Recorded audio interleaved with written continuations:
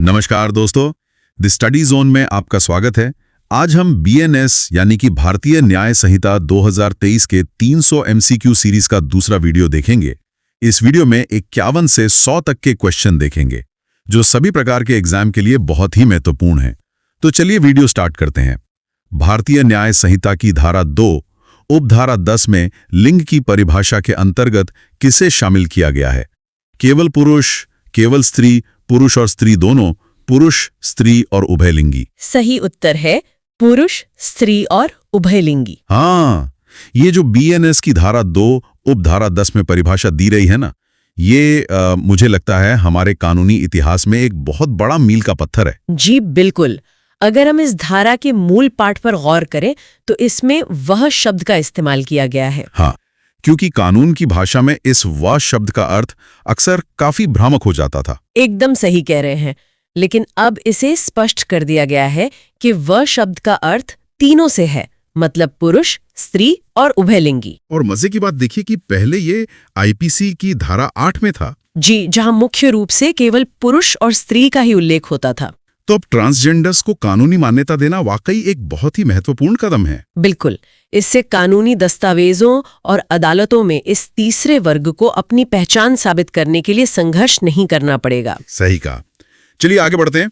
BNS की धारा 2 उपधारा 11 के अनुसार कोई कार्य सद्भावपूर्वक कब माना जाता है? जब वह किसी की मदद के लिए हो, जब वह कार्य पूरी सतर्कता और सावधानी के साथ किया गया हो, जब वह बिना किसी स्वार्थ के किया गया हो, जब वह दिन के समय किया गया हो। सही उत्तर है जब वह कार्य पूरी सतर्कता और सावधानी के साथ किया गया हो।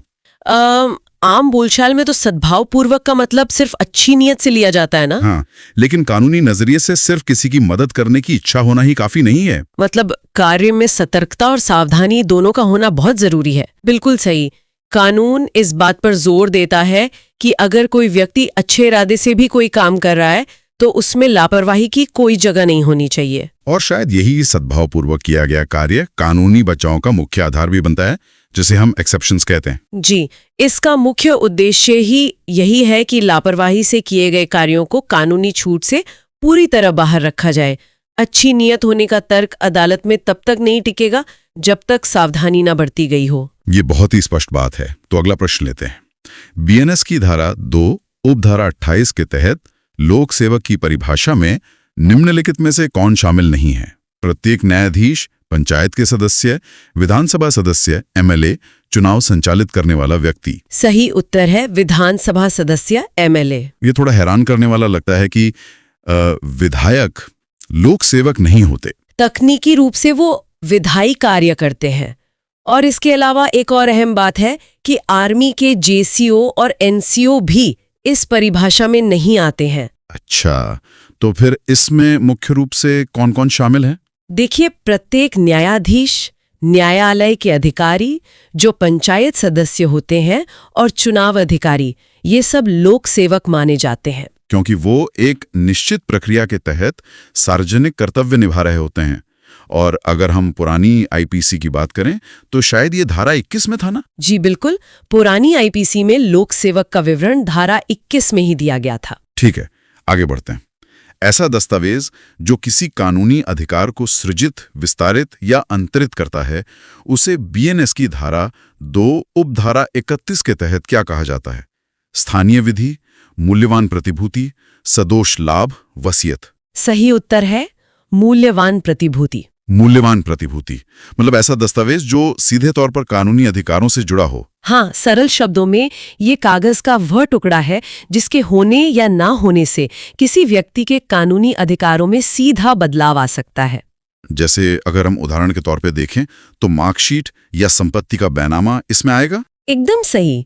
मार्कशीट, बैनामा, पासपोर्ट और कर निर्धारण आदेश जैसी चीजें इसी में आती हैं। तो अगर इन दस्तावेजों से कोई छेड़छाड़ या चोरी होती है तो इस परिभाषा का बहुत काम आता होगा। बिल्कुल, क्योंकि तब इसे साधारण चोरी नहीं माना जाता। और यहाँ ये जानना भी जरूरी है कि एक सामान्य दस्तावेज की परिभाषा बीएनएस की धारा 2 उपधारा 8 में अलग से दी गई है। मतलब सामान्य दस्तावेज और मूल्यवान प्रतिभूति के बीच एक साफ अंतर रखा गया है। चलिए अगला प्रश्न देखते हैं। बीएनएस की किस धारा के अंतर्गत ये प्रावधान है कि 7 से 12 वर्ष तक के बालक का कार्य अपराध नहीं माना जाएगा यदि वो अपराध की प्रकृति नहीं जानता? धारा 20, धारा 21, धारा 22, धारा 24। सही उत्तर है धारा 21। तो धारा 21 के तहत 7 से 12 वर्ष का बच्चा जो अपराध की प्रकृति नहीं समझता वो अपराधी नहीं है। जी, क्योंकि न्याय प्रणाली बाल मनोविज्ञान को बहुत महत्व देती है। बच्चों की अपरिपक्व मानसिक स्थिति के कारण ही ये कानूनी अपवाद बनाया गया है। और मैंने कहीं पढ़ा था कि 7 साल तक के बच्चे के लिए भी एक अलग धारा है। हाँ, धारा 20 के तहत 7 साल तक के बच्चे को पूरी छूट दी गई है क्योंकि वो सही और गलत के बीच का अंतर करने में सक्षम ही नहीं होते। और पुरानी आईपीसी में बच्चों को मिलने वाली ये पूर्ण कानूनी छूट धारा 82 में मौजूद थी ना? बिल्कुल सही याद है आपको। पुरानी आईपीसी की धारा 82 में ही ये प्रावधान था। सही बात है। अगला प्रश्न है, बीएनएस की धारा 22 के अनुसार किसके द्वारा किया गया कार्य अपराध की श्रेणी में नहीं आता है? नशे में धुत व्यक्ति, पागल या विकृतिचित व्यक्ति, क्रोधित व्यक्ति, डरा हुआ व्यक्ति। सही उत्तर है पागल या विकृतचित व्यक्ति। तो अगर कोई पागल व्यक्ति किसी अपराध का परिणाम नहीं जानता तो वो अपराधी नहीं है। जी, ये कानूनी बचाव के अध्याय 3 का एक बहुत ही महत्वपूर्ण हिस्सा है। क्योंकि वो व्यक्ति मानसिक रूप से अपने कार्यों को नियंत्रित नहीं कर सकता। और इसी में एक बात नशे को लेकर भी है। मत्तता या नशे की हालत में किया गया कार्य धारा 24 में क्षमा योग्य हो सकता है ना? हाँ, लेकिन सिर्फ तब जब वो नशा व्यक्ति की इच्छा या ज्ञान के बिना उसे दिया गया हो और उस कृत्य के पीछे कोई आशय न हो। मतलब आपराधिक मनस्थिति, जिसे मेंसरिया कहते हैं, उसका न होना सबसे जरूरी है। एकदम सटीक बात कही आपने। बिना मेंसरिया के अपराध सिद्ध करना असंभव है। ठीक है। अगला प्रश्न चिकित्सा क्षेत्र से जुड़ा है। डॉक्टर द्वारा सद्भावपूर्वक मरीज का ऑपरेशन करते समय यदि दुर्घटना से मरीज की मौत हो जाए तो वह बीएनएस की किस धारा के तहत अपराधी नहीं माना जाएगा? धारा 24, धारा 25, धारा 26, धारा 28। सही उत्तर है धारा 26। ये तो डॉक्टरों को एक बहुत ही आवश्यक कानूनी संरक्षण देता है। जी बिल्कुल। किसी के फायदे के लिए पूरी सतर्कता और सावधानी से किए गए कार्य में अगर दुर्घटना हो जाती है तो उसे अपराध नहीं माना जाता। लेकिन यहां भी वही सद्भावपूर्वक वाली शर्त लागू होती है कि ऑपरेशन में कोई लापरवाही नहीं होनी चाहिए। सही कहा। और इसी संदर्भ में सम्मति से किए गए कार्य का बचाव भी आता है जो धारा 25 में मिलता है। अच्छा, जैसे बॉक्सिंग जैसे खेलों में जहां दोनों पक्ष चोट लगने के जोखिम पर अपनी सहमति देते हैं? हाँ, बिल्कुल वही। सहमति से किए गए ऐसे कार्यों में चोट लगने पर बचाव धारा 25 के तहत ही मिलता है। समझ गया। चलिए प्राइवेट प्रतिरक्षा की बात करते हैं। प्राइवेट प्रतिरक्षा का अधिकार कब प्राप्त नहीं होता है? जब लोक सेवक अपनी ड्यूटी कर रहा हो, जब आप पब्लिक अथॉरिटी की सहायता ले सकते हो, लोक सेवक के आदेश से किए गए कार्य के विरुद्ध। उपरोक्त सभी। सही उत्तर है उपरोक्त सभी। तो मतलब अगर किसी को जान का खतरा है लेकिन वो पुलिस या अथॉरिटी की मदद ले सकता है तो आत्मरक्षा का अधिकार लागू नहीं होता। जी, क्योंकि राज्य का पहला कर्तव्य नागरिकों की सुरक्षा करना है। अगर समय और अवसर है तो आपको पहले अथॉरिटी की मदद लेनी होगी। और इसमें बल प्रयोग की भी एक सीमा तय है ना? बिल्कुल। आत्मरक्षा में केवल उतनी ही हानि पहुंचाने की अनुमति है जितनी अपनी रक्षा के लिए जरूरी हो। और ये भी बता दें कि शरीर और संपत्ति दोनों की रक्षा का अधिकार बीएनएस की धारा 35 में दिया गया है। एकदम सही। तो इसी से जुड़ा हमारा अगला प्रश्न है, संपत्ति की प्राइवेट प्रतिरक्षा के अधिकार में किसी की जान, मृत्यु कब ली जा सकती है? साधारण चोरी के समय, लूट या रात्रि गृह भेदन के समय, जब संपत्ति का मूल्य बहुत अधिक हो, दिन के समय अतिचार होने पर। सही उत्तर है लूट या रात्रि गृह भेदन के समय। ये तो बहुत ही चरम कदम है। मतलब संपत्ति को बचाने के लिए जान लेने का अधिकार केवल लूट और रात्रि गृह भेदन में ही मिलता है। जी, क्योंकि सूर्यास्त के बाद और सूर्योदय से पहले गृह भेदन या लूट के समय जान का भारी जोखिम छिपा होता है। और क्या इसके अलावा भी कोई परिस्थिति है जहां यह अधिकार मिलता है? हाँ, इसके अलावा चोरी, रिश्ती या गृह अतिचार में अगर मृत्यु या गंभीर चोट का डर पैदा हो जाए तब भी यह अधिकार लागू हो जाता है। और ये अधिकार कब तक बना रहता है? ये अधिकार खतरे की आशंका से लेकर उसके खत्म होने तक बना रहता है, जो कि धारा 43 के तहत स्पष्ट किया गया है। बहुत ही बढ़िया जानकारी है। बीएनएस की धारा 45 के तहत दुष्प्रेरण कितने प्रकार से हो सकता है? 2 प्रकार से, 3 प्रकार से, उकसाना, षड्यंत्र, सहायता, 4 प्रकार से, 5 प्रकार से। सही उत्तर है 3 प्रकार से, उकसाना, षड्यंत्र, सहायता। तो दुष्प्रेरण का सीधा सा मतलब हुआ किसी बुरे काम के लिए उकसाना। बिल्कुल।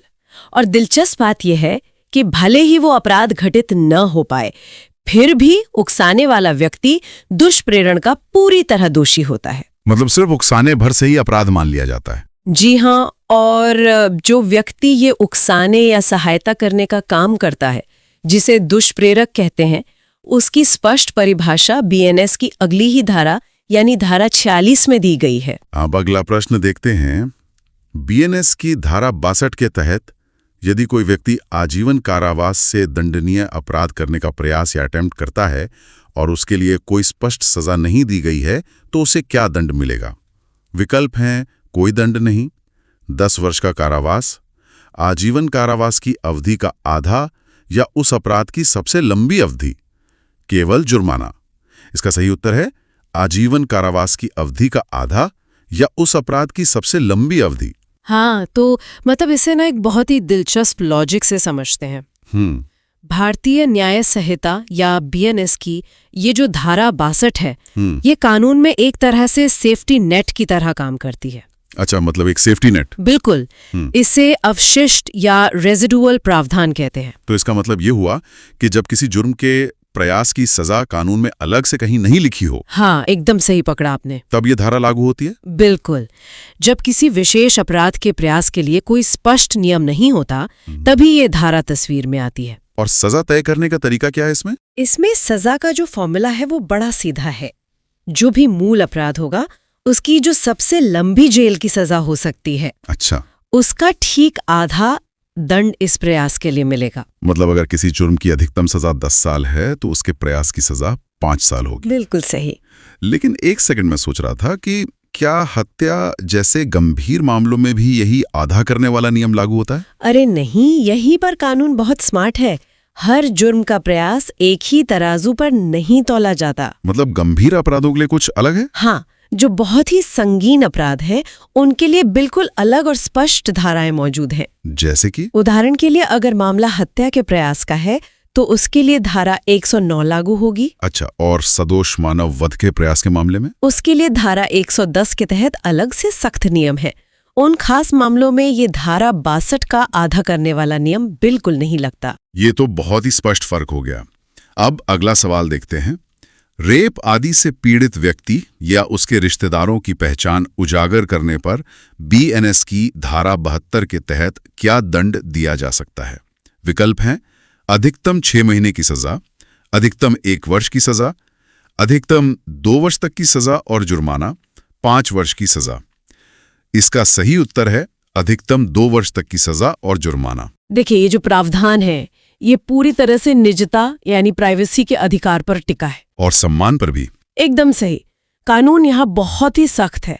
इस धारा के तहत पीड़ित या उसके परिवार की पहचान को छुपाना कोई विकल्प नहीं है, बल्कि अनिवार्य है। बिल्कुल, ये पूरी तरह से अनिवार्य है। मतलब कोई भी व्यक्ति अनजाने में भी उनका नाम पब्लिक नहीं कर सकता। बिल्कुल नहीं।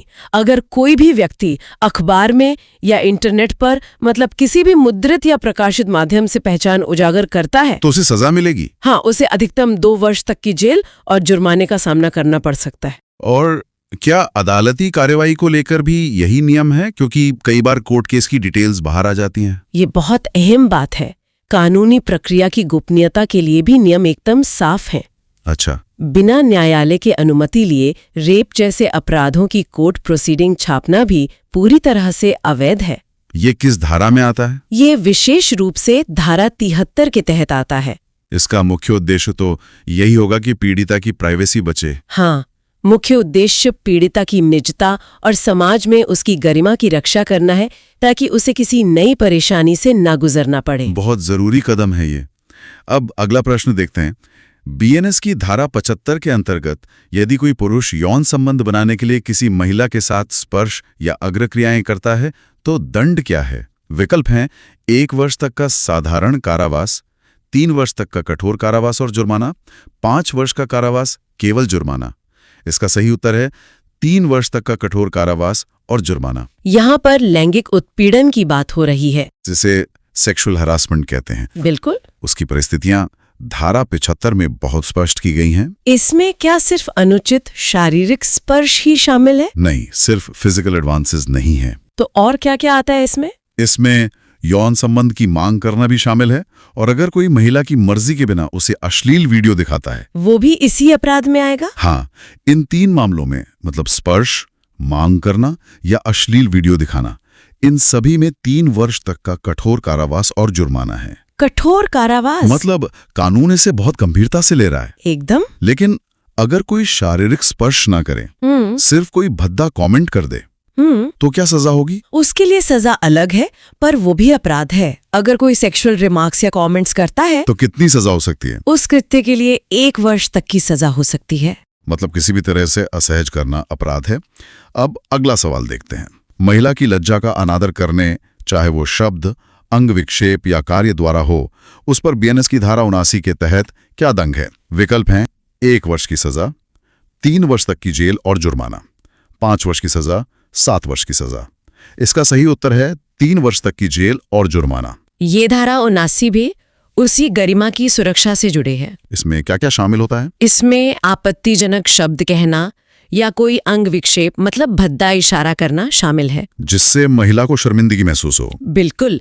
और इसमें एकांतता भंग होने की भी बात आती है। एकांतता मतलब प्राइवेसी में खलल पड़ना। हाँ, अगर किसी कृत्य से महिला की एकांतता भंग होती है, तो ऐसे मामले में भी 3 वर्ष तक का साधारण कारावास और जुर्माना हो सकता है। और अगर शारीरिक हमला हो जाए तो? तब तो कानून और भी कड़ा हो जाता है। अगर निर्वस्त्र करने के आशय से हमला किया जाता है, तो ये बहुत संगीन हो जाएगा। बहुत जघन्य अपराध है। इसके लिए अलग से धारा 76 बनाई गई है। उसमें सजा क्या है? उसमें 3 से लेकर 7 वर्ष तक की सजा का प्रावधान है। 7 साल तक की सजा, मतलब आशय बहुत मायने रखता है। अब अगला प्रश्न देखते हैं। किसी शादीशुदा महिला को आपराधिक आशय से बहला फुसलाकर ले जाने पर बीएनएस की धारा 84 के तहत कितनी सजा हो सकती है? विकल्प हैं 1 वर्ष तक का कारावास, 2 वर्ष तक का कारावास या जुर्माना, या दोनों, 5 वर्ष तक का कारावास, आजीवन कारावास। इसका सही उत्तर है 2 वर्ष तक का कारावास या जुर्माना, या दोनों। यहाँ आपराधिक मंशा को साबित करना सबसे अहम है। मतलब आरोपी को पता होना चाहिए। हाँ, आरोपी को ये बात पहले से मालूम होनी चाहिए कि स्त्री विवाहित है, और ये जानते हुए भी वो अवैध संभोग के इरादे से ले जाए। बिल्कुल। तो यह धारा 84 के तहत अपराध है। क्या इसमें सिर्फ ले जाना शामिल है या छिपाना भी? इसमें दायरा थोड़ा बड़ा है। महिला को कहीं छिपाकर रखना या अपनी मर्जी से रोके रखना भी इसी अपराध में आता है। पर अगर वो महिला खुद अपनी मर्जी से पति का घर छोड़ दे, तब क्या होगा? यह एक महत्वपूर्ण अपवाद है। कानून इस पहलू को भी देखता है।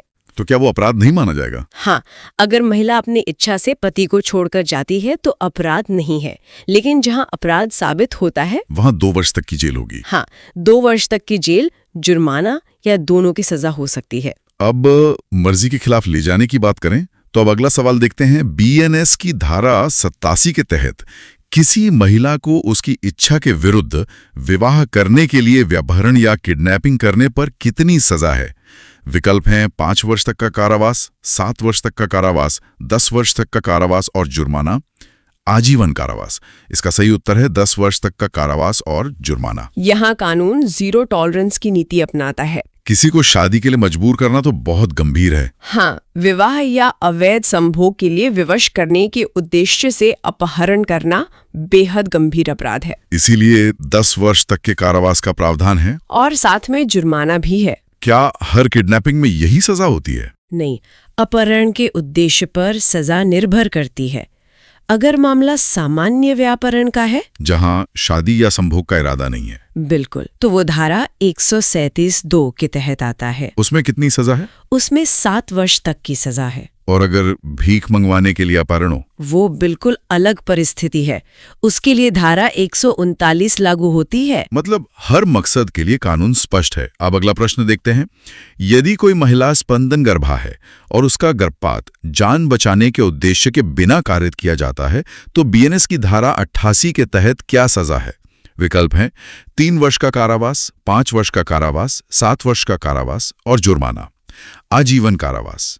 इसका सही उत्तर है 7 वर्ष का कारावास और जुर्माना। ये प्रावधान चिकित्सा विज्ञान और कानून का सटीक संगम है। कैसे? क्योंकि सामान्य गर्भपात पर 3 वर्ष का कारावास या जुर्माना होता है। लेकिन यहाँ स्पंदन गर्भा शब्द है, इसका क्या मतलब है? इसका अर्थ है कि भ्रूण में धड़कन आ चुकी है। हार्ट बीट शुरू हो गई है। बिल्कुल। और जैसे ही ये स्थिति आती है, अपराध की गंभीरता बढ़ जाती है। तो सजा सीधे 3 वर्ष से 7 वर्ष हो जाती है। एकदम सही। और इसमें महिला की सहमति भी बहुत अहम है। अगर सहमति के बिना गर्भपात हो तो ये बहुत जघन्य अपराध है और धारा 89 के तहत आता है। इसमें तो सजा बहुत ज्यादा होगी। हाँ, आजीवन कारावास या 10 वर्ष तक की जेल हो सकती है। और अगर गर्भपात के दौरान महिला की मृत्यु हो जाए, तब धारा 90 के अंतर्गत 10 वर्ष तक की सजा का कड़ा प्रावधान है। बहुत सख्त नियम है। अब अगला सवाल देखते हैं। यौन शोषण के उद्देश्य से शिशु की खरीद फरोख्त बीएनएस की किस धारा के तहत 10 वर्ष की सजा से दंडनीय है? विकल्प है धारा 93, धारा 94, धारा 95, धारा 96।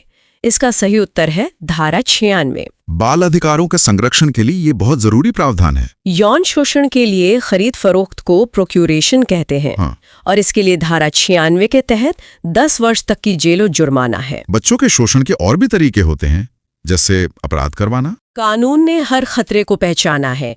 अगर बच्चे को अपराध करने के लिए किराए पर लिया जाता है या अश्लील साहित्य बनाने के लिए, तो वो धारा 95 के तहत आता है। वहाँ सजा क्या है? वहाँ 3 से 10 वर्ष तक की जेल है। और वेश्यावृत्ति के लिए बच्चों को बेचने पर? वह कृत्य धारा 98 के तहत दंडनीय है। उसमें भी 10 साल की जेल होगी। हाँ, उस विशिष्ट अपराध के लिए भी 10 वर्ष तक की जेल का प्रावधान है। अब अगला प्रश्न देखते हैं। बीएनएस की धारा 101 में हत्या को कैसे परिभाषित किया गया है? विकल्प हैं उपेक्षा से मृत्यु कारित करना, अचानक उकसावे में मारना, जहां किसी व्यक्ति को मारना पहले से तय हो और उसे मार दे, आत्मरक्षा में मारना। इसका सही उत्तर है जहां किसी व्यक्ति को मारना पहले से तय हो और उसे मार दे। हत्या साबित करने के लिए जो सबसे निर्णायक तत्व है वो है पहले से योजना, मतलब प्रायर प्लानिंग। बिल्कुल।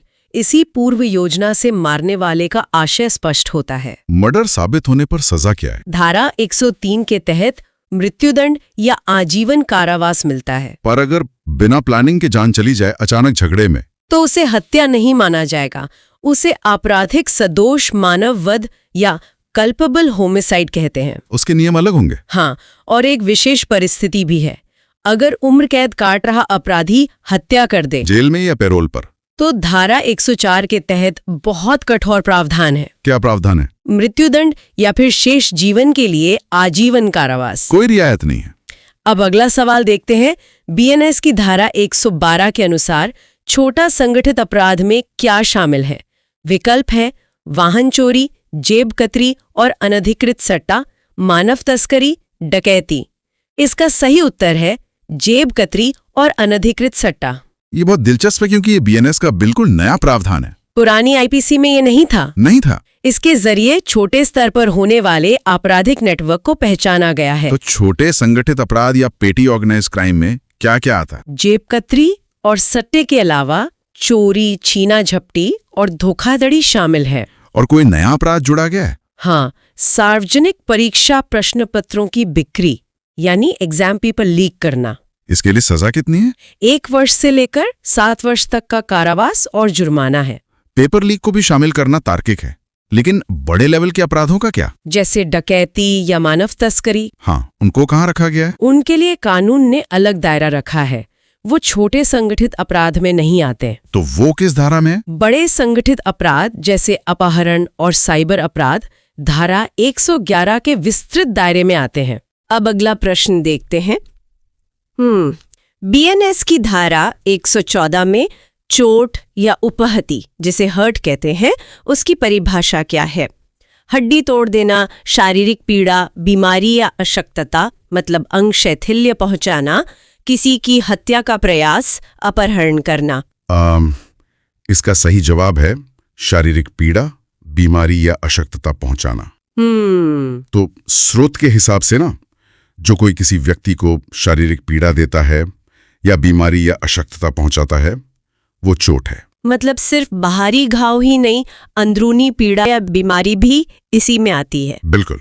और जानबूझकर चोट पहुंचाने पर जो धारा 115 के तहत आता है, उसमें 1 वर्ष का कारावास या 10,000 रुपए का जुर्माना है। अच्छा। और एक एक्स्ट्रा फैक्ट ये है कि पुरानी आईपीसी में ना इसका उल्लेख धारा 319 में था। और हाँ, गंभीर चोट की अलग परिभाषा है और उसकी सजा भी अलग है। अब अगला सवाल देखते हैं। खतरनाक हथियारों जैसे गोली चलाना या छुरा घोंपना द्वारा स्वेच्छा से गंभीर चोट पहुंचाने पर बीएनएस की धारा 118 के तहत कितनी सजा हो सकती है? 3 वर्ष तक की जेल, 5 वर्ष तक की जेल, 7 वर्ष तक की जेल, आजीवन कारावास या 10 वर्ष तक की जेल? इसका सही उत्तर है आजीवन कारावास या 10 वर्ष तक की जेल। काफी सख्त सजा है ये तो। हाँ, क्योंकि आग, विष, विस्फोटक पदार्थ या घातक हथियारों से घोर उपहति कारित करने पर यह सजा मिलती है। इसमें कम से कम 1 वर्ष का कारावास अनिवार्य है, जो 10 वर्ष तक का हो सकता है, या फिर सीधे आजीवन कारावास दिया जाएगा। मतलब हथियार का इस्तेमाल मामले को बहुत गंभीर बना देता है। जी बिल्कुल। और अगर इन्हीं घातक हथियारों से सिर्फ साधारण चोट पहुंचाई जाए ना, तो अधिकतम 3 वर्ष तक का कारावास हो सकता है। अब अगला क्वेश्चन देखते हैं। संपत्ति हड़पने के लिए या किसी अवैध कार्य के लिए विवश करने के लिए जानबूझकर गंभीर चोट पहुंचाने, जो धारा 119 में है, उस पर क्या दंड है? 3 वर्ष की जेल, 5 वर्ष की जेल, 10 वर्ष तक का कारावास या आजीवन कारावास और जुर्माना, केवल जुर्माना? इसका सही उत्तर है 10 वर्ष तक का कारावास या आजीवन कारावास और जुर्माना। तो ये डराने, धमकाने और एक्सटॉर्शन वाले मामले हो गए। सही कहा। इस अपराध के लिए 10 वर्ष तक का कारावास और जुर्माना हो सकता है, और यदि वास्तव में गंभीर चोट पहुंचाई जाती है, हाँ, तो यह सजा आजीवन कारावास तक भी बढ़ सकती है। और इसी से जुड़ा एक फैक्ट है कि लोक सेवक को डराने के लिए चोट पहुंचाने पर 5 वर्ष तक की जेल हो सकती है, जो धारा 121 के तहत आता है। अब अगला सवाल देखते हैं। बीएनएस की धारा 123 के अनुसार अपराध करने के आशय से विष या नशीली औषधि देकर क्षति पहुंचाने पर अधिकतम कितनी सजा हो सकती है? 3 वर्ष, 5 वर्ष, 7 वर्ष, 10 वर्ष? सही जवाब है 10 वर्ष। मतलब किसी को ड्रग कर देना या जहर देना ताकि कोई जुर्म किया जा सके। बिल्कुल। विष, बेहोश करने वाली या मादक औषधि देकर क्षति पहुंचाने पर 10 वर्ष तक के कारावास और जुर्माने का प्रावधान है। और यदि इससे शिकार को गंभीर चोट लगती है, तो भी 10 वर्ष तक का कारावास हो सकता है। असल में ये प्रावधान किसी व्यक्ति को असहाय बनाकर अपराध करने के इरादे को ही रोकता है। अब अगला क्वेश्चन देखते हैं। बीएनएस की धारा 125 के तहत दूसरों के जीवन या व्यक्तिगत सुरक्षा को खतरे में डालने वाला कार्य करने पर क्या दंड है? 1 महीने की जेल, 3 महीने तक की जेल या 2500 रुपए तक जुर्माना, 6 महीने की जेल, 1 साल की जेल? इसका सही उत्तर है 3 महीने तक की जेल या 2500 रुपए तक जुर्माना। ये तो लापरवाही वाले मामले लग रहे हैं। जी, उतावलेपन या उपेक्षा से मानव जीवन खतरे में डालने पर यह सजा मिलती है। इसमें 3 महीने तक की जेल या 2500 रुपए जुर्माना, या फिर दोनों हो सकते हैं। और जो सड़कों पर रैश ड्राइविंग होती है, वो इससे थोड़ा अलग है। सार्वजनिक मार्ग पर लापरवाही से गाड़ी चलाने पर अलग धारा लागू होती है, जो कि धारा 281 है। अब अगला सवाल देखते हैं। किसी की सम्मति के बिना अपराध करने के लिए बल का प्रयोग करना बीएनएस की धारा 129 के अनुसार क्या कहलाता है? आपराधिक बल, हमला, सदोष अवरोध, उद्दापन? सही उत्तर है आपराधिक बल। सम्मति के बिना मतलब बिना कंसेंट के? जी, सम्मति के बिना बल प्रयोग जिससे किसी को क्षति या भय हो, वो आपराधिक बल है। और बल की जो परिभाषा है ना, वो धारा 128 में दी गई है, जिसमें किसी में गति उत्पन्न करना या उसकी गति को रोकना दोनों शामिल हैं। अच्छा, और जो ऑप्शन में हमला था वो क्या है? आपराधिक बल का प्रयोग करने की सिर्फ धमकी देना या ऐसा इशारा करना जिससे डर पैदा हो, वो हमला या असॉल्ट कहलाता है, जो धारा 130 में आता है। अब अगला क्वेश्चन देखते हैं। बीएनएस की धारा 132 के तहत लोक सेवक को उसके कर्तव्य निर्वहन से रोकने के लिए हमला या आपराधिक बल का प्रयोग करने पर कितनी सजा है? 1 वर्ष, 2 वर्ष, 3 वर्ष, 5 वर्ष? सही उत्तर है 2 वर्ष। मतलब ड्यूटी पर तैनात सरकारी अधिकारी के काम में रुकावट डालना। बिल्कुल। लोक सेवक के विधिपूर्ण कर्तव्य में बाधा डालने पर 2 वर्ष तक की जेल या जुर्माना या दोनों हो सकते हैं। लेकिन अगर गंभीर उकसावे पर हमला किया गया है तो मात्र 1 माह तक का कारावास या 1000 रुपए जुर्माना है, जो धारा 136 में है।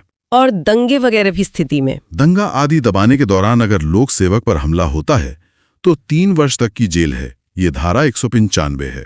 अब अगला सवाल देखते हैं। व्यापहरण, जिसे किडनैपिंग कहते हैं, मुख्य रूप से कितने प्रकार का होता है बीएनएस धारा 137 के अनुसार?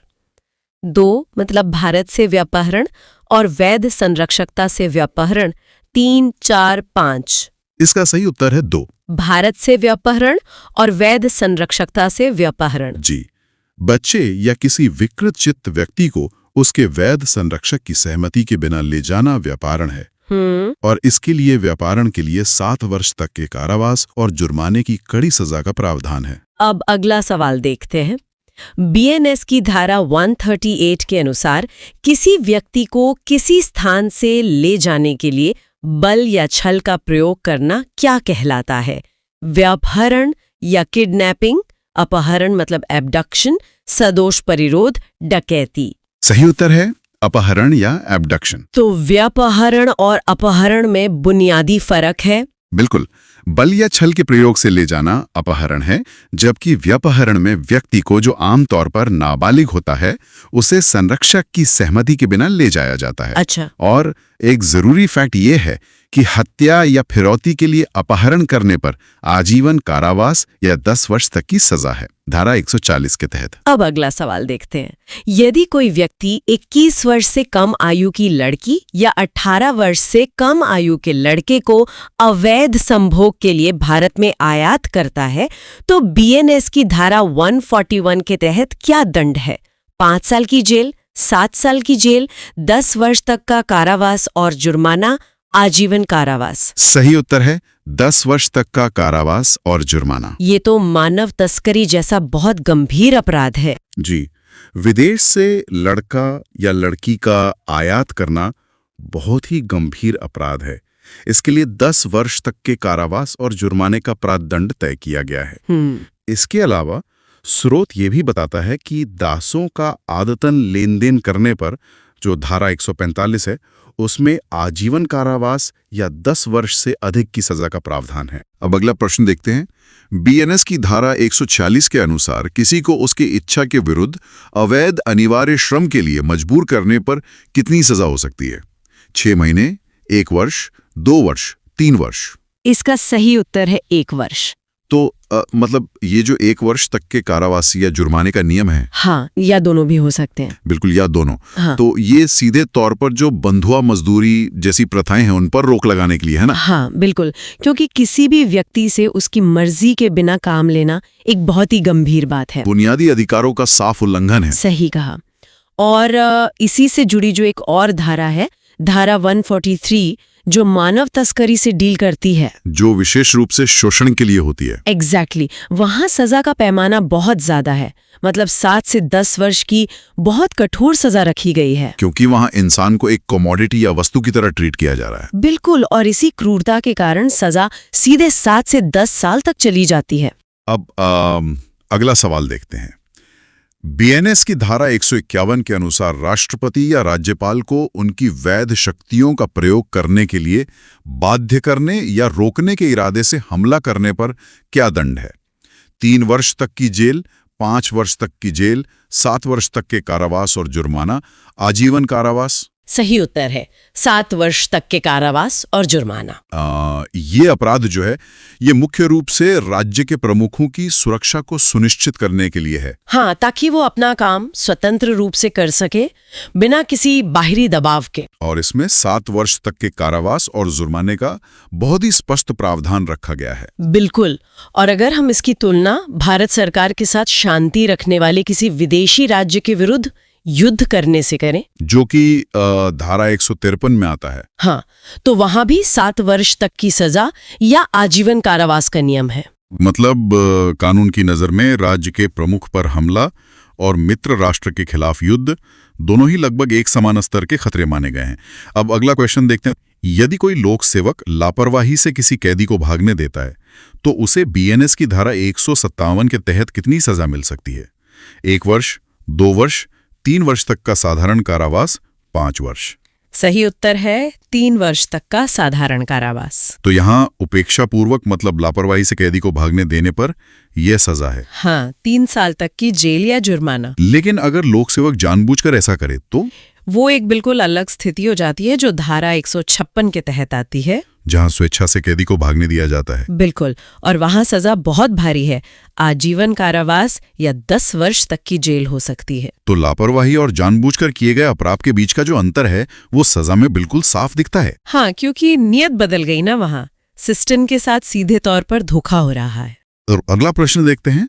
चुनाव के दौरान किसी निर्वाचन अधिकार के स्वतंत्र प्रयोग में हस्तक्षेप करना क्या कहलाता है? बीएनएस धारा 171, रिश्वतखोरी, चुनाव पर अनुचित प्रभाव डालना, प्रतिरूपण, पर्सनेशन, धोखाधड़ी। सही उत्तर है चुनाव पर अनुचित प्रभाव डालना। स्वतंत्र मतदान में कोई भी बाधा डालना इसी अनुचित प्रभाव या अनड्यू इन्फ्लुएंस में आता है। बिल्कुल, चाहे आप किसी को डराएं या कोई दबाव बनाएं। और एक दूसरा अपराध होता है चुनावों में प्रतिरूपण, जो धारा 172 में दिया गया है। हाँ, मतलब किसी दूसरे व्यक्ति के नाम पर जाकर वोट डालना, जो कि एक तरह की धोखाधड़ी ही है। सही कहा। लेकिन गौर करने वाली बात यह है कि इन दोनों ही अपराधों के लिए, मतलब अनुचित प्रभाव और प्रतिरूपण, दोनों के लिए जो धारा 174 के तहत सजा है, हाँ, वो 1 वर्ष तक के कारावास या जुर्माने की ही तय की गई है। अब अगला सवाल देखते हैं। बीएनएस की धारा 179 के अनुसार कूटरचित या नकली सिक्के, स्टैंप या करेंसी नोट को असली के रूप में उपयोग करने पर कितनी सजा हो सकती है? 5 वर्ष, 7 वर्ष, 10 वर्ष तक का कारावास या आजीवन कारावास और जुर्माना? केवल जुर्माना। सही उत्तर है 10 वर्ष तक का कारावास या आजीवन कारावास और जुर्माना। तो नकली मुद्रा का उपयोग अर्थव्यवस्था के लिए बहुत गंभीर खतरा है। बहुत ही ज्यादा, तभी इतनी सख्त सजा रखी गई है, उम्र कैद तक। और सिर्फ उपयोग ही नहीं, अगर कोई केवल नकली नोट या सिक्के अपने पास रखता है तो वो धारा 180 में आ जाता है, जहां 7 वर्ष तक की जेल हो सकती है। बिल्कुल, पोजेशन भी अपने आप में एक बड़ा जुर्म है। और इसी में अगर हम सरकारी स्टैंप की बात करें, हाँ, सरकारी स्टैंप को मिटाना या हटाना, जो धारा 183 में आता है, उस कृत्य पर 3 वर्ष तक की सजा का प्रावधान है। अब अगला क्वेश्चन देखते हैं। लोक सेवक द्वारा अवैध रूप से व्यापार में संलग्न होने पर बीएनएस की धारा 202 के तहत क्या दंड दिया जा सकता है? 1 वर्ष तक का साधारण कारावास या जुर्माना या सामुदायिक सेवा, 3 वर्ष तक का कारावास, 5 वर्ष तक का कारावास, नौकरी से बर्खास्तगी। सही उत्तर है 1 वर्ष तक का साधारण कारावास या जुर्माना या सामुदायिक सेवा। मतलब जो लोक सेवक व्यापार न करने के लिए आबद्ध है, हाँ, उसे ही ये दंड मिलता है। ये कॉन्फ्लिक्ट ऑफ इंटरेस्ट का सीधा मामला बन जाता है। और अगर लोक सेवक द्वारा अवैध रूप से संपत्ति खरीदी जाए तो? वो धारा 203 के तहत आता है, जिसमें 2 वर्ष तक का कारावास और संपत्ति की जब्ती हो सकती है। संपत्ति की जब्ती एक बहुत कड़ा कदम है ना? और इसमें एक और दिलचस्प पहलू है जो पहले वाले सवाल में था, सामुदायिक सेवा का विकल्प। हाँ, कम्युनिटी सर्विस। ये हमारी न्याय व्यवस्था का एक बहुत ही सुधारात्मक और अच्छा कदम है। अब अगला सवाल देखते हैं। बीएनएस की धारा 221 के अनुसार लोक सेवक के लोक कृत्यों के निर्वहन में बाधा डालने पर कितनी सजा का प्रावधान है? 1 माह की जेल, 3 माह तक का कारावास या 2500 रुपए तक जुर्माना, 6 माह की जेल, 1 वर्ष की जेल? सही उत्तर है 3 माह तक का कारावास या 2500 रुपए तक जुर्माना। ये धारा तो बहुत स्पष्ट रूप से सरकारी काम में बाधा डालने से रोकती है। बिल्कुल, प्रशासन को चलाने के लिए ये जरूरी है। और इसी से जुड़े कुछ और नियम भी हैं, जैसे धारा 211, जहां लोक सेवक को सूचना देने में चूक की जाती है, हाँ, वहां 1 माह की जेल या 5000 रुपए का जुर्माना है। लेकिन अगर कोई जानबूझकर झूठी सूचना दे दे तो? वो धारा 212 में आएगा।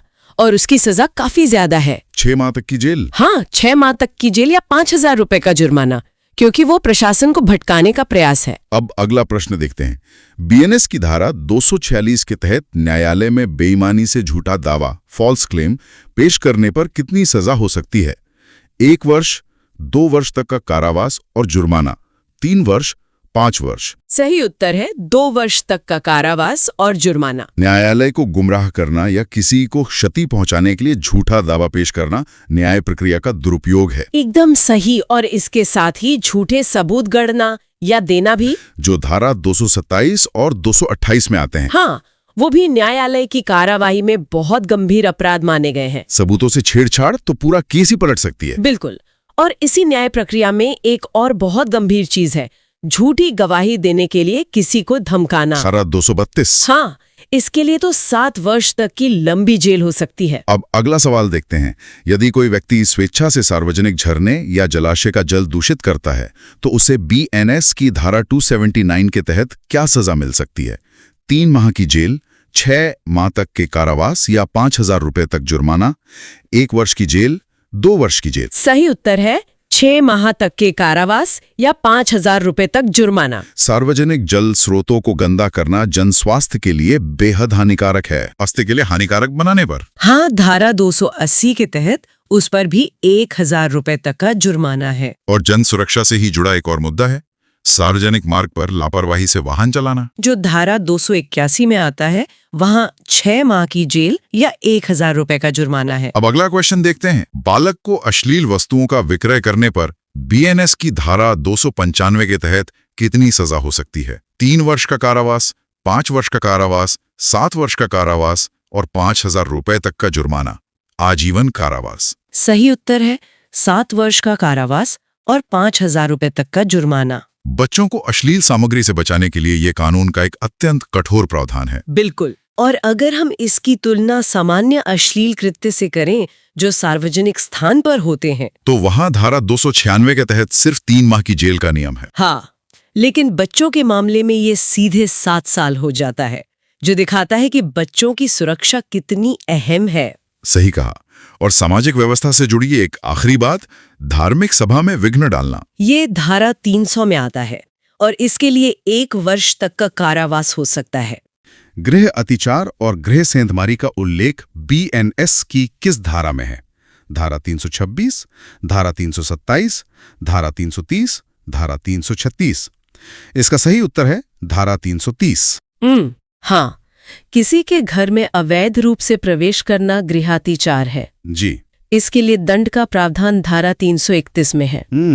और अगर इरादा कुछ और हो तो अपराध करने के इरादे से प्रवेश करने पर दंड बढ़ जाता है, जो कि धारा 332 में है। यदि इसके दौरान चोट पहुंचाई जाती है तो 7 वर्ष तक की सजा हो सकती है। ये प्रावधान धारा 333 में है। मतलब किसी भी इंसान के लिए उसका घर सबसे सुरक्षित जगह होती है। बिल्कुल। जब हम साधारण अतिचार और सेंधमारी के बीच के इस अंतर को देखते हैं तो ये समझ आता है कि कानून केवल ईंट पत्थर की रक्षा नहीं कर रहा है। सही कहा। वो उस मनोवैज्ञानिक सुरक्षा की भी रक्षा कर रहा है जो एक घर से जुड़ी होती है। हाँ, और ये 7 साल तक की सजा का प्रावधान इस बात का साफ संकेत है कि घर में घुसकर हमला करना साधारण चोरी से बहुत अलग है। बिल्कुल अलग है। यहाँ एक बहुत ही महत्वपूर्ण कानूनी सिद्धांत काम करता है जिसे हम मंशा कहते हैं। जी। अगर कोई गलती से आ जाए तो बात अलग है, लेकिन पूरी तैयारी और अपराध करने के इरादे से चारदीवारी फांदने पर अपराध की गंभीरता बढ़ जाती है। तो इसी के साथ अगले सवाल पर चलते हैं। बीएनएस की धारा 314 के अनुसार संपत्ति का बेईमानी से गबन या दुरुपयोग करने पर कम से कम कितनी सजा दी जाती है? 3 महीने, 6 महीने, 1 साल, 2 साल। सही उत्तर है 6 महीने। चल, संपत्ति का गबन करने पर कम से कम 6 महीने और अधिकतम 2 साल तक की सजा और जुर्माना है। मतलब इसमें जुर्माने के साथ सजा भी है? हाँ। आपराधिक विश्वासघात का उल्लेख धारा 316 में है। धोखाधड़ी का उल्लेख धारा 318 में है। आम जिंदगी में गबन, धोखाधड़ी और विश्वासघात जैसे शब्दों को हम एक ही समझ लेते हैं, जो कि कानूनी नजरिए से एकदम अलग हैं। जी। न्यूनतम 6 महीने की सजा ये तय करती है कि आर्थिक हेराफेरी को सिर्फ जुर्माना देकर रफा दफा नहीं किया जा सकता। सही कहा। इस अंतर को एक व्यावहारिक उदाहरण से समझना आसान होगा। मान लीजिए किसी को सड़क पर एक गिरा हुआ महंगा फोन मिलता है और वो उसे बेच देता है। तो ये गबन हुआ जी। यह गबन या संपत्ति का दुरुपयोग है। लेकिन आपराधिक विश्वासघात तब होता है जब कोई व्यक्ति आप पर भरोसा करके अपनी कोई चीज आपको सौंपता है। जैसे कोई कंपनी अपने कर्मचारी को फंड्स देती है। बिल्कुल। और धोखाधड़ी तब है जब कोई शुरुआत से ही छल करके आपसे संपत्ति ऐंठता है। मतलब तीनों में पीड़ित के साथ हुए धोखे का स्वरूप बिल्कुल अलग होता है। एकदम अलग। चलिए, अब समाज से जुड़े एक बहुत ही संवेदनशील विषय पर आते हैं। किसी पशु को मारने, जहर देने या अपंग बनाने की कुचेष्टा करने पर बीएनएस की धारा 325 के तहत कितनी सजा का प्रावधान है? 1 वर्ष, 2 वर्ष, 3 वर्ष, 5 वर्ष तक का कारावास या जुर्माना? सही उत्तर है 5 वर्ष तक का कारावास या जुर्माना। पशु क्रूरता निवारण के अंतर्गत एक महत्वपूर्ण दंडनीय अपराध है। जी। इससे पहले ये अपराध आईपीसी के धारा 428 और 429 के तहत आता था। ये धारा जानवरों के प्रति क्रूरता को रोकती है। 5 वर्ष का कारावास, वह ये एक बहुत बड़ी सजा है। पहले बेजुबान जानवरों के खिलाफ होने वाली हिंसा को अक्सर मामूली जुर्म मान लिया जाता था। हाँ, पर नए कानून में ये कड़ी सजा ये दिखाती है कि एक समाज के रूप में हमारी नैतिकता में कितना बड़ा बदलाव आया है। बिल्कुल, जानवर अपनी पीड़ा खुद व्यक्त नहीं कर सकते। तो कानून उनकी आवाज बन रहा है। इसका एक मनोवैज्ञानिक पहलू भी है। जो व्यक्ति जानवरों के प्रति क्रूरता दिखाता है, उसके इंसानों के प्रति भी हिंसक होने की संभावना बहुत अधिक होती है। ये निवारक उपाय सार्वजनिक जीवन को सुरक्षित बनाने के लिए कितना जरूरी है, ये अगले प्रश्न से और भी स्पष्ट हो जाएगा। जी। रेल, वायुयान या 20 टन भार वाले जलयान को नष्ट करने या असुरक्षित बनाने के आशय से की गई शरारत पर बीएनएस की धारा 327 सबसेक्शन 1 के तहत क्या दंड है? 5 वर्ष की जेल, 7 वर्ष की जेल, 10 वर्ष तक के कारावास और जुर्माना, आजीवन कारावास। सही उत्तर है 10 वर्ष तक के कारावास और जुर्माना। सार्वजनिक परिवहन के बड़े साधनों को नुकसान पहुंचाना गंभीर अपराध है। बहुत गंभीर। यदि ये कार्य अग्नि या किसी विस्फोटक पदार्थ द्वारा किया जाए तो धारा 327 सबसेक्शन 2 लागू होती है, जिसमें आजीवन कारावास या 10 वर्ष की जेल हो सकती है। यहाँ शरारत शब्द सुनकर ऐसा लगता है जैसे कोई छोटा नुकसान हो, लेकिन कानूनी शब्दावली में इसका अर्थ बहुत व्यापक है। रेलवे ट्रैक काटना या हवाई जहाज से छेड़छाड़ करना, ये ऐसे कृत्य हैं जो सैकड़ों निर्दोष लोगों की जान ले सकते हैं। बिल्कुल, ये केवल संपत्ति का नुकसान नहीं है, ये राष्ट्र की जीवन रेखा पर हमला है। इसीलिए 10 साल की सजा या विस्फोटक के इस्तेमाल पर आजीवन कारावास रखा गया है। हाँ, विस्फोटक का इस्तेमाल इसे आतंकवाद या राष्ट्र विरोधी गतिविधियों के करीब ले जाता है। अब एक ऐसे अपराध की ओर चलते हैं जो दस्तावेजी और तकनीकी दुनिया से जुड़ा है। बीएनएस की धारा 336 किससे संबंधित है? लूट, डकैती, जालसाजी, मानहानि। सही उत्तर है जालसाजी। जो कोई जालसाजी करेगा उसे 2 वर्ष तक के कारावास या जुर्माना या दोनों से दंडित किया जाएगा। जी। जालसाजी में झूठे दस्तावेज या इलेक्ट्रॉनिक रिकॉर्ड बनाना शामिल है। यह अपराध धोखाधड़ी का ही एक विशेष रूप है। जब भी हम जालसाजी सुनते हैं तो दिमाग में किसी चेक पे फर्जी हस्ताक्षर या जमीन के कागजात बदलने की बात आती है। लेकिन आज डिजिटल युग में अपराध का तरीका बदल चुका है। बिल्कुल। इलेक्ट्रॉनिक रिकॉर्ड को जालसाजी की परिभाषा में शामिल करना इस बात का प्रमाण है कि कानून तकनीक के साथ चल रहा है। आधुनिक व्यापार पूरी तरह से डेटा और इलेक्ट्रॉनिक संचार पर निर्भर है। एक फर्जी ईमेल या एडिट की गई पीडीएफ फाइल भी बहुत बड़ा नुकसान कर सकती है। व्यवस्था में विश्वास बनाए रखने के लिए ये बेहद आवश्यक है। अब सार्वजनिक व्यवस्था से जुड़े एक दिलचस्प बदलाव पर नजर डालते हैं। जी बिल्कुल। नशे में धुत व्यक्ति द्वारा सार्वजनिक स्थान पर दुराचार करने पर बीएनएस की धारा 355 के तहत अधिकतम सजा क्या है? 24 घंटे तक का साधारण कारावास या 1000 रुपये जुर्माना या सामुदायिक सेवा? 1 महीने की जेल, 6 महीने की जेल, 1 साल की जेल। सही उत्तर है 24 घंटे तक का साधारण कारावास या 1000 रुपये जुर्माना या सामुदायिक सेवा। इस छोटे अपराध के लिए 24 घंटे की जेल या 1000 रुपए का जुर्माना है। और एक नया दंड भी है। हाँ, इस अपराध के लिए सामुदायिक सेवा का दंड भी दिया जा सकता है। यह सार्वजनिक व्यवस्था बनाए रखने के लिए है। भारतीय दंड विधान के इतिहास में सामुदायिक सेवा का शामिल होना एक बहुत बड़ा कदम है। बिल्कुल। आमतौर पर नशे में हंगामा करने जैसे छोटे अपराधों के लिए लोगों को जेल भेज दिया जाता था, जहां उनका संपर्क आदतन अपराधियों से हो सकता था। सही कहा।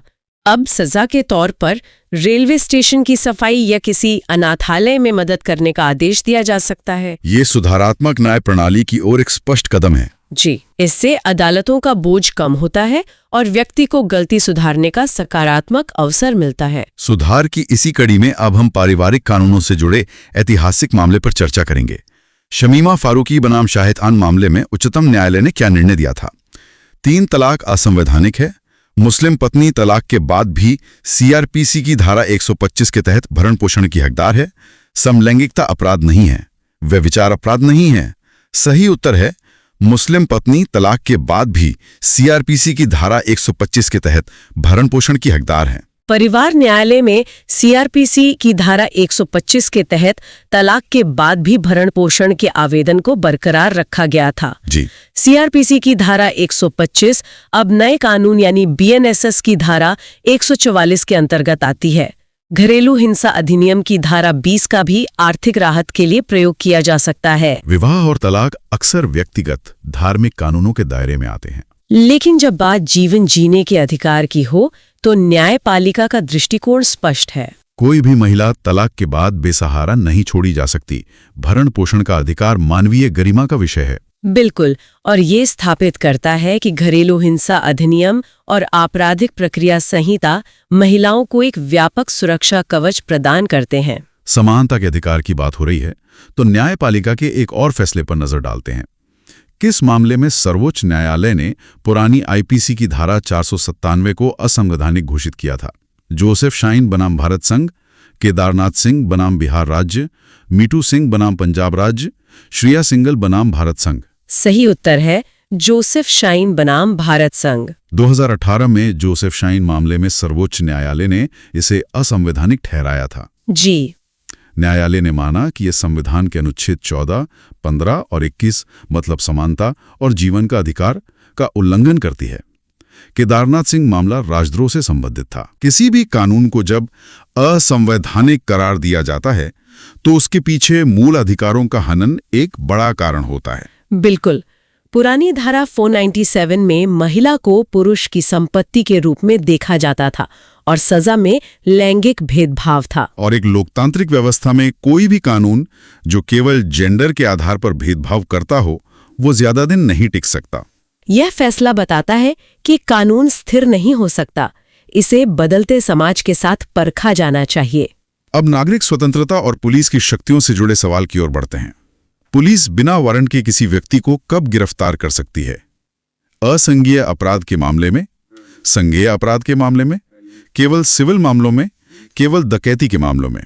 सही उत्तर है संज्ञेय अपराध के मामले में। संज्ञेय अपराध ऐसे अपराध हैं जिनमें पुलिस बिना वारंट गिरफ्तार कर सकती है। जी। पुरानी सीआरपीसी में यह प्रावधान धारा 41 में था। अब यह प्रावधान भारतीय नागरिक सुरक्षा संहिता 2023 की धारा 35 के अंतर्गत आता है। संज्ञेय अपराध वो गंभीर मामले हैं जैसे हत्या या अपहरण, जहां तुरंत कार्रवाई की आवश्यकता होती है। हाँ, अगर पुलिस वारंट का इंतजार करेगी तो अपराधी भाग सकता है। और असंज्ञेय अपराध कम गंभीर प्रकृति के होते हैं जहां बिना वारंट गिरफ्तारी की मनाही है। यह वर्गीकरण पुलिस शक्ति और नागरिक स्वतंत्रता के बीच संतुलन स्थापित करता है। ये संतुलन कितना जरूरी है ये हमारे आखिरी प्रश्न से साबित होता है। मिठू बनाम पंजाब राज्य मामले में सुप्रीम कोर्ट ने आईपीसी की किस धारा को असंवैधानिक घोषित कर रद्द कर दिया था? धारा 124A, धारा 303, धारा 377, धारा 498A। सही उत्तर है धारा 303। इस धारा में आजीवन कैदी द्वारा हत्या करने पर अनिवार्य रूप से मृत्यु दंड देने का प्रावधान था, जो कि बहुत सख्त था। जी। सुप्रीम कोर्ट ने इसे संविधान के अनुच्छेद 14 और 21 का उल्लंघन माना। बीएनएस में हत्या करने वाले आजीवन कैदी के लिए मृत्युदंड या शेष जीवन के लिए कारावास का विकल्प रखा गया है, जो कि धारा 104 में है। अनिवार्य मृत्युदंड का मतलब था कि जज के पास कोई विकल्प नहीं होता था, उन्हें फांसी की सजा ही सुनानी पड़ती थी, भले ही हत्या आत्मरक्षा में की गई हो। न्यायाधीश के विवेक को खत्म कर देना न्याय के खिलाफ है। जब कानून से अनिवार्य शब्द को हटाया गया तो इसने न्यायपालिका के विवेक को वापस स्थापित किया। बिल्कुल, किसी भी व्यक्ति का जीवन बिना उचित न्यायिक मूल्यांकन के नहीं लिया जा सकता। कानून केवल दंड देने के लिए नहीं है, बल्कि यह समय के साथ कैसे विकसित होता है, जैसे कि पशु क्रूरता के खिलाफ सख्त नियम या सामुदायिक सेवा जैसे नए दंड। ये इस बात का प्रतीक है कि हमारा समाज किस दिशा में आगे बढ़ रहा है। बीएनएस के 300 एमसीक्यू सीरीज का दूसरा वीडियो, जिसमें कुल 50 क्वेश्चन पर बात की हमने। अगर वीडियो अच्छा लगा हो तो वीडियो को लाइक और शेयर करें। ऐसे ही और इंटरेस्टिंग वीडियो के लिए चैनल को सब्सक्राइब जरूर करें। आज के लिए इतना ही। बहुत जल्द मिलते हैं इसके तीसरे भाग के साथ। नमस्कार।